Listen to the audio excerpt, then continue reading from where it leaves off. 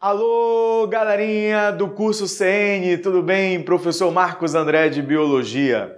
Nós vamos apresentar hoje um dos temas mais importantes para a sua prova, membrana plasmática, membrana celular. Então, nos últimos anos, esse tema é recorrente tanto no Enem como em qualquer prova de outros processos seletivos.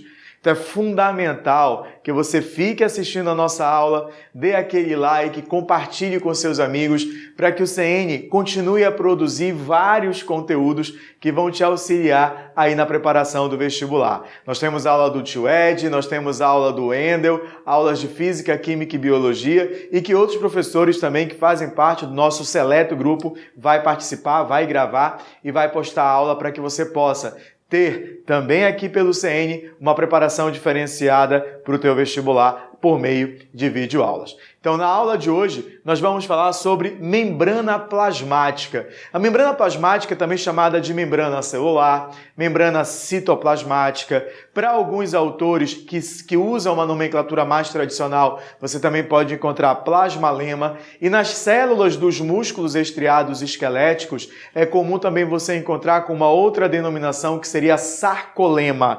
Então, membrana plasmática, membrana citoplasmática, membrana celular é a mesma coisa. Uma característica fundamental dessa estrutura é que ela se faz presente em todas as células. Você sabe que existem dois tipos de padrões de organização celular, a procariótica e a eucariótica. Tanto a célula procarionte como eucarionte obrigatoriamente terão a membrana plasmática, terão a membrana celular. 4 são os componentes obrigatórios das células: membrana, citoplasma, material genético e ribossomo.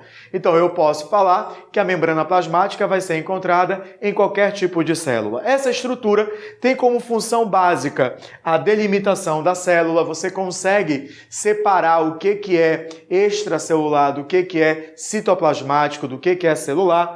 Ela individualiza porque permite com que você possa identificar várias células, é claro, dependendo da capacidade do microscópio que você esteja trabalhando e dos procedimentos de coloração que são utilizados na célula, você consegue, de uma certa maneira, discernir e diferenciar os mais variados tipos celulares no mesmo campo. Além disso, ela é responsável pelo reconhecimento, a capacidade que algumas células do mesmo tecido, especialmente o tecido epitelial, possam ficar aderidas umas às outras, bem como também o reconhecimento daquilo que é próprio e daquilo que é estranho, para que você desencadeie uma resposta imunológica. Além dessa capacidade de reconhecimento e da adesão, a membrana também é responsável por transporte de substâncias. Ela transporta substâncias, que é um dos temas também fundamentais para a sua prova, já que a membrana plasmática é responsável por 2 tipos de transportes, melhor dizendo, por 3 tipos de transporte: o ativo, o passivo e em bloco. Agora, galerinha, essa estrutura, presente em todas as células, apresenta uma composição química básica também similar nos mais variados padrões de organização celular. Então, a membrana plasmática ela é feita de lipídios e proteínas, por isso que a gente chama lipoproteica. Aí você precisa ficar atento a um ponto que eu considero fundamental para vocês. Quando eu digo que a membrana lipoproteica, o principal componente da membrana celular é o fosfolipídio. E o fosfolipídio, pessoal, tem uma característica marcante. Qual é a característica básica de um fosfolipídio? Ele vai apresentar essa região aqui, ó, que é uma região polar, e ele vai apresentar essa cauda, que é uma região apolar. Portanto, o fosfolipídio é uma molécula anfipática. Ela tem uma região polar e uma região apolar. Você deve lembrar que a região polar interage com o polar, a apolar interage com apolar. Então, naturalmente, a molécula de fosfolipídio em um ambiente aquoso vai se dispor formando uma bicamada de fosfolipídios. Então, toda e qualquer membrana plasmática é formada por uma bicamada de fosfolipídios. E nessa bicamada de fosfolipídios ficam mergulhadas proteínas, que nesse caso são chamadas de proteínas integrais.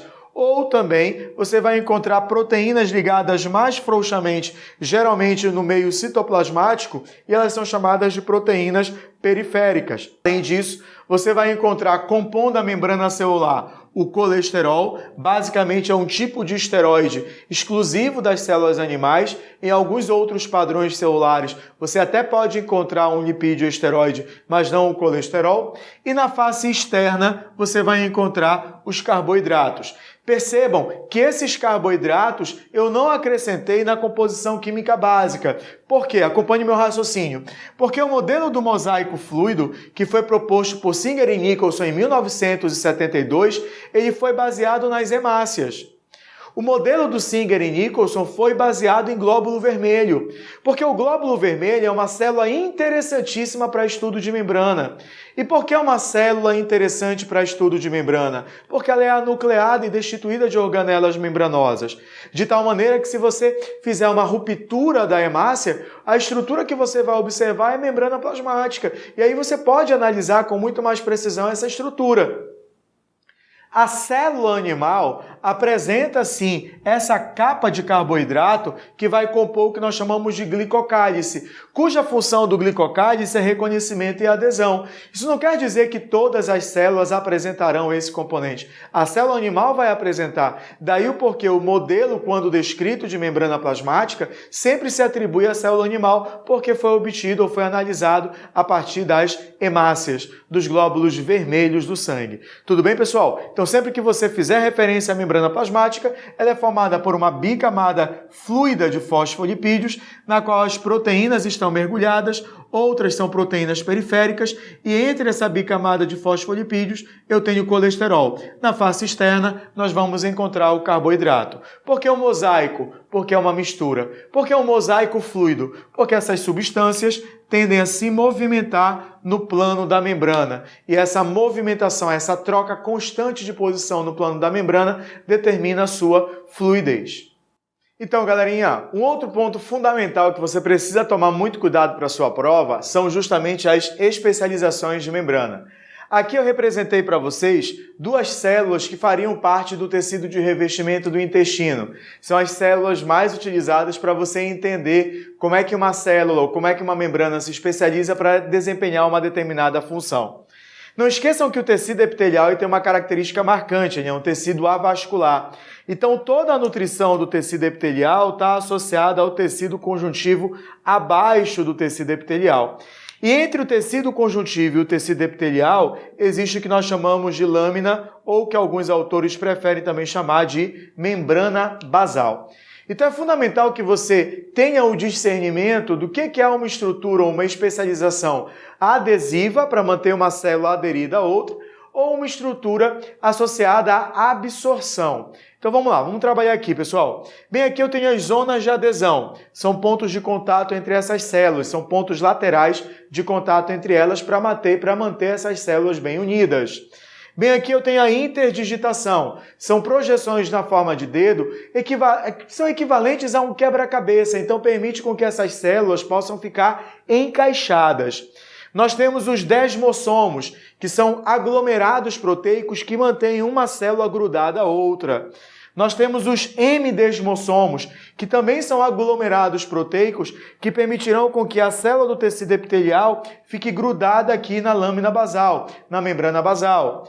Existem agora as junções do tipo gap, que permitem o transporte de substâncias, a comunicação citoplasmática entre duas células vizinhas. E existe também, pessoal, as microvilosidades. As microvilosidades são projeções, e essas microvilosidades são interessantes, pois elas aumentam a superfície de absorção. Perceba, microvilosidade é para aumentar a superfície de absorção.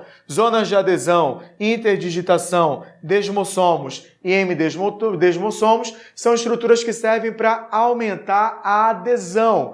E as junções do tipo gap são junções comunicantes que permitem com que os citoplasmas troquem substâncias lateralmente. Então é interessante que você compreenda que tudo isso que eu acabei de citar são especializações da membrana. Agora, claro, se eu trabalho com uma célula que faz o revestimento intestinal, eu vou observar um grande número de microvilosidades, para aumentar a superfície. Se eu trabalho com célula do epitélio com função de revestimento de proteção, eu vou ter prioridade das especializações que aumentam a superfície de adesão, que aumentam a área de adesão. Então, dependendo do tipo de célula, uma ou mais especialização você vai encontrar mais desenvolvida.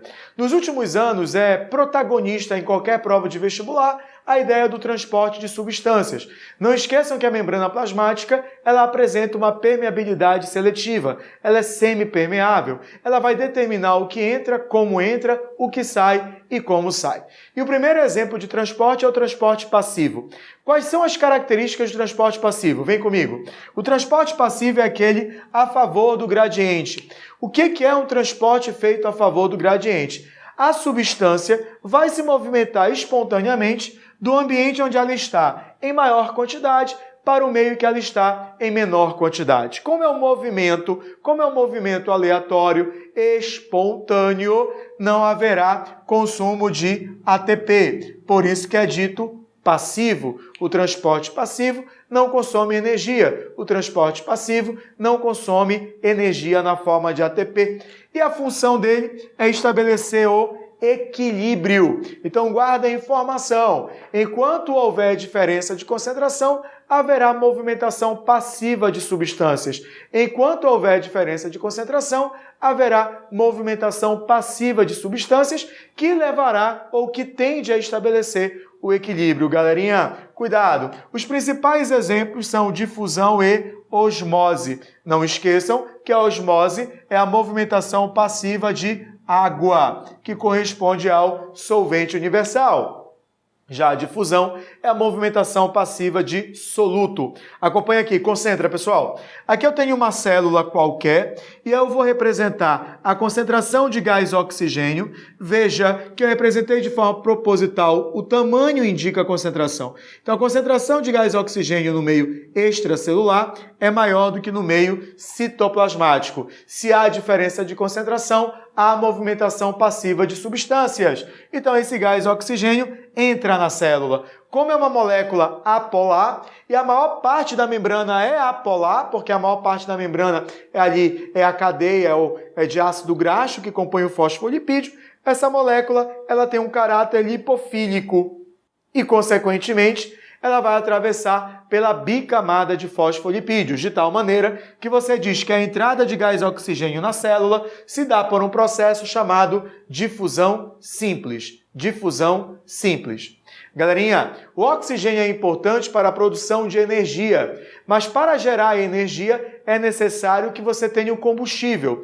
E o principal combustível que a célula utiliza corresponde à molécula de glicose. A molécula de glicose eu representei, veja, que está em maior quantidade fora do que dentro. Então a tendência é essa glicose entrar. Porém, ela é muito grande e ela não teria condições de atravessar pela bicamada de fosfolipídios, de tal forma que a entrada de glicose na célula depende de uma proteína chamada permease. Como essa glicose está entrando a favor do gradiente de concentração e é um soluto, dizemos que é uma difusão. Como essa difusão ocorre por meio de uma proteína que facilita a entrada desse carboidrato, a gente chama de difusão facilitada. Agora, glicose, oxigênio, eu tenho respiração celular. E um dos produtos da respiração celular é o gás carbônico. Perceba que a concentração de gás carbônico no citoplasma é maior do que no meio extracelular. Então a tendência é o gás carbônico sair para que seja estabelecido o equilíbrio. Como também é uma molécula apolar, ele vai atravessar a bicamada de fosfolipídios. E, portanto, você fala que o transporte de gás oxigênio e o transporte de gás carbônico por meio da membrana plasmática acontece por difusão simples. Então, galerinha, já vimos ainda há pouco a movimentação passiva de soluto e agora nós vamos ver a movimentação passiva de água ou de solvente, que damos o nome de osmose. É fundamental que você entenda para a sua prova quais são os fenômenos osmóticos. Para isso, você estuda a osmose em hemácias ou a osmose em células vegetais. Então, atenção redobrada. Aqui comigo, ó. A concentração de cloreto de sódio dentro de uma hemácia é da ordem de 0,9%. Quando eu submeto a hemácia a um meio de mesma concentração, a quantidade de água que sai é igual à quantidade de água que entra. Então a hemácia mantém o formato dela.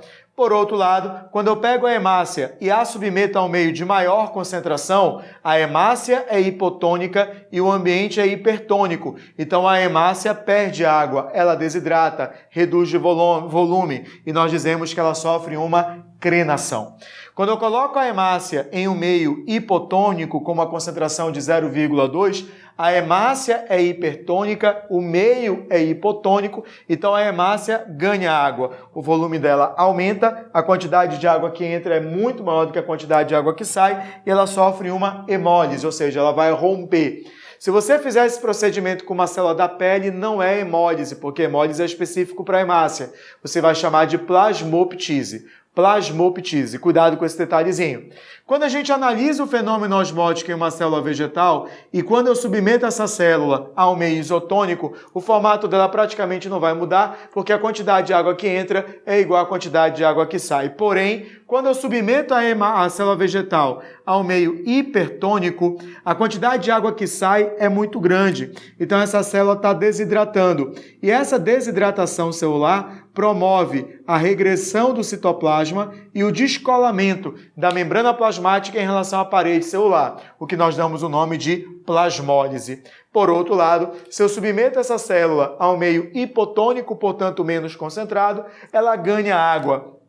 E a entrada de água é bem interessante e ela passa a ser armazenada nessa estrutura chamada de vacúolo central, que aumenta de forma significativa de volume, assim como também provoca o aumento do volume celular. E nós dizemos que, nesse caso, a célula está túrgida. Quando eu observo uma célula plasmolizada e a submeto a um meio hipotônico, eu vou transformá-la em célula túrgida por um processo chamado deplasmólise. Cuidado, qual é a situação mais cobrada em relação à osmose em célula vegetal? O tempero da salada. Então, quando você acrescenta o tempero da salada na célula do alface ou na folha do alface, ela vai ser submetida a um meio hipertônico e, consequentemente, ela perde água, desidratando, caracterizando assim o fenômeno chamado plasmólise. Então há essa regressão do volume que é em função da desidratação. Tudo bem? Ela não volta ao normal. Por que ela não volta ao normal? Porque como acrescentou vinagre, desnatura as proteínas e altera assim a estrutura proteica. Por isso que num caso como esse não é possível de ser feito a deplasmólise. Então, galera, vimos o transporte passivo, agora nós vamos trabalhar o transporte ativo. Principais características contra o gradiente de concentração, ou seja, a substância vai do meio onde ela está em menor quantidade para o ambiente que ela está em maior quantidade. Por isso, como ela vai contra o gradiente, ela vai ter que gastar energia na forma de ATP. Daí o porquê o nome de transporte ativo. A função desse transporte é manter a diferença. E um exemplo clássico de transporte ativo é a famosa bomba de sódio e potássio. Vem comigo, galerinha. Aqui eu tenho uma célula, o sódio é mais concentrado fora do que dentro. Então a tendência é ele se movimentar a favor do seu gradiente de forma passiva. Então ele vai entrar na célula. O potássio é mais concentrado dentro do que fora. Então a tendência é ele sair. Ele vai se movimentar passivamente, ele vai se movimentar espontaneamente. Mas qual é o problema desse transporte? É que vai igualar a concentração. E nós temos células que a diferença de concentração ela é obrigatória. Por isso que a função da bomba de sódio e potássio é manter a diferença. Aí que vem a bomba de sódio e potássio. A bomba de sódio e potássio é uma proteína que consome ATP, vai pegar o sódio que entrou e jogar para fora, o potássio que saiu joga para dentro. Acompanha. Ela está bombeando o potássio do menos para o mais. Ela está bombeando o sódio do menos para o mais. Então essa bomba de sódio e potássio é esta proteína bem aqui, ó, que é chamada de sódio-potássio ATPase, que hidrolisa o ATP para bombear esses íons contra o seu gradiente de concentração. Agora, perceba, como ela depende da energia na forma de ATP, ela vai depender diretamente da mitocôndria, de tal forma que qualquer bloqueio da atividade de respiração celular inibe a bomba de sódio e potássio. Olha que situação. Como sai mais sódio do que entra potássio, gera uma diferença de potencial ao longo da membrana, sendo fora positivo e dentro negativo. Com o bloqueio da respiração celular, só há movimentação passiva de substâncias. Essa DDP não é mais formada e, consequentemente, o teu sistema nervoso deixa de funcionar, porque a origem do impulso nervoso é justamente a inversão de polaridade da membrana do neurônio. Tudo bem? Então, a função da bomba de sódio e potássio, ou de qualquer bomba, é manter a diferença de concentração. Continuando, galera, a nossa ideia de transporte, toma muito cuidado com o tipo que é chamado de transporte em bloco, que está associado a grandes moléculas. A entrada de substâncias damos o nome de endocitose. Pode ser uma fagocitose ou pinocitose. A fagocitose é sólido, a pinocitose é líquido. Por outro lado, a saída de grandes substâncias damos o nome de exocitose. Pode ser a plasmocitose, que é a defecação celular, ou a secreção celular. Acompanha aqui na celulozinha, pessoal, o esqueminha, ó. Aqui eu teria, por exemplo, uma bactéria. E essa bactéria está emitindo falsos pés. Esses falsos pés são os famosos pseudópodes. A partir do momento que há a emissão de falsos pés e o englobamento dessas bactérias, chamamos esse processo de fagocitose, correto? Então, a fagocitose no nosso organismo, por exemplo, está associado à defesa. Aqui, turma, eu tenho uma invaginação da membrana. E essa invaginação da membrana é responsável por internalizar substâncias líquidas. Então, aqui eu teria a pinocitose. Agora, tudo que foi fagocitado e pinocitado vai ser digerido pelo lisossomo. E aí o resto fica no interior de vesículas. E essas vesículas vão eliminar o seu conteúdo para o ambiente externo. E aqui eu teria uma exocitose. Todos esses transportes em bloco dependem diretamente do citoesqueleto e especialmente da produção de energia. Nós chamamos de mecanismos ativos, por dependerem da energia para que haja o deslocamento dessas grandes partículas e dessas substâncias dentro do citoplasma. Tudo bem? Acompanhou? Então não deixe de dar o like, não deixe de divulgar essa aula para os seus amigos, divulgar o canal do CN, vai ser muito importante para a gente continuar a produzir conteúdo de física, química e biologia para você arrebentar na prova de vestibular, especialmente o Enem. Tudo bem, pessoal? Um grande beijo, fiquem com Deus e até a próxima aula aqui do CN TV.